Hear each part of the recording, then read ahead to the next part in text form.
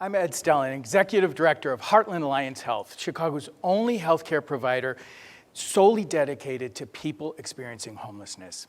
I started at Heartland 30 years ago as a street outreach worker, and I quickly learned that if you want homeless people to have good healthcare, you have to bring it to them.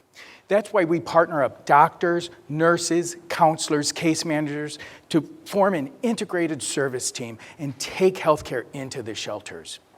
When COVID hit, our partners at the city knew that this was going to be bad for people experiencing homelessness, so they turned to us because they knew that Heartland could bring big, bold ideas to scale, and that's what we did.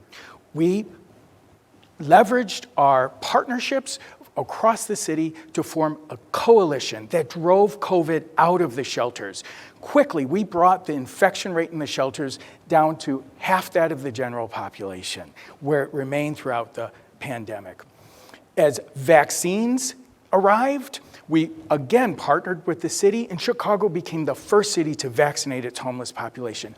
Over 4,400 people vaccinated in our city, and our homeless population has a higher vaccination rate than the general population today.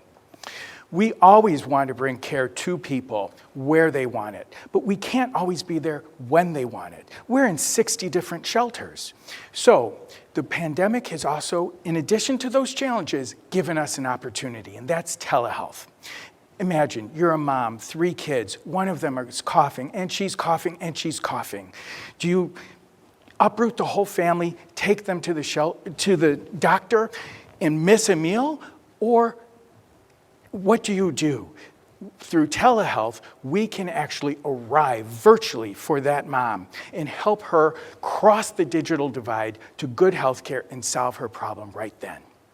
So, right now, the city is equipping shelters throughout Chicago with adequate bandwidth to support telehealth.